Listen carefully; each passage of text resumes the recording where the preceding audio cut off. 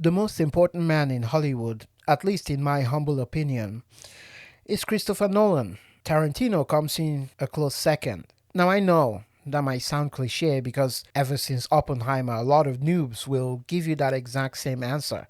And yes, I am fully aware there was much love for him way before Oppenheimer. Who can forget the Dark Knight days? Why so serious? That love was on full blast when his biggest fans, myself included, rushed to defend him after Tenet was criticized for being too complex. The quality of his movies, packed with information, innovation, and smart concepts, well, those speak for themselves. That's why he's so loved. Qualities I will touch on in my next video on Nolan. That's right, there's another one. But what made me fall completely in love with Christopher Nolan was one movie in particular. 2010's Inception. But more importantly, what happened after the movie. We'll get there soon enough. Inception's success was very unique. It wasn't your typical blockbuster, it wasn't part of an established franchise, but it was surrounded by them. Sequels, remakes, adaptations, stereotypical movies with certain expectations. Inception was an original IP, brilliant, unique, and complex. A common theme when it comes to Nolan. Layers inside layers inside layers. It relied heavily on its unraveling story, not big explosions. Those existed, but not in your typical blockbuster manner. And yet, it made over $839 million at the box office, clearly resonating with its audience. I don't think many people realize how rare this is. Let me explain.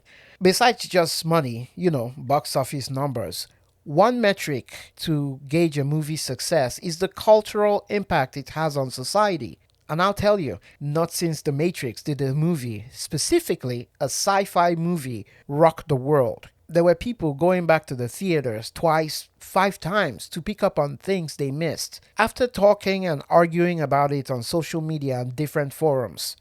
There are theories and arguments that continue to this day. Inception would go on to set up a decade of deeply layered, smart, story-driven sci-fi movies. Intelligence and complexity over mindless action became fashionable again.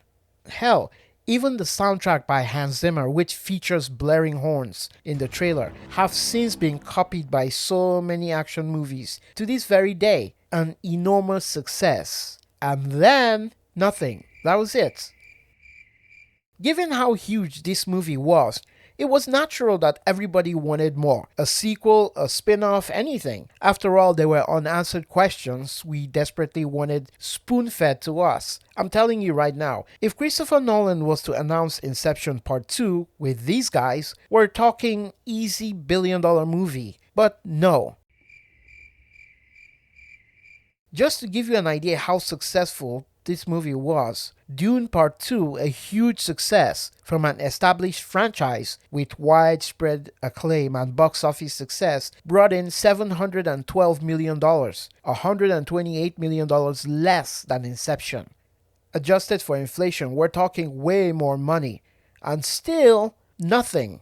When pressure from the public for a sequel grew, Christopher Nolan was asked in an interview. His response was, "I've always liked the potential of the world. It's an infinite, or perhaps I should say, an infinitesimal world that fascinates me." He then goes on to say, "As far as sequels go, I think of Inception as one film, but that's how I approach all my films. When I was making Batman Begin, I certainly didn't have any thought of doing a second Batman, let alone a third. You never quite know where your creative interests are going to take you, but when I was making Inception, I viewed it as a standalone movie." This, ladies and gentlemen, this is why I think Christopher Nolan is the most important person in Hollywood. You know where this is going, right? In this day and age, we're saddled with sequels, prequels, live-action reimaginations, spin-off TV series to follow those sequels, multiverses, dead characters coming back to life, movies with plots so cliche you can predict the entire movie just 10 minutes in, creative bankruptcy, stagnation, terrible qualities, many of which rely entirely on the name of the franchise. I can't be the only person who let out a groan when I saw the Mufasa trailer in theaters, or an eye roll after finding out there's going to be a spin off Gollum movie, or that Snow White trailer.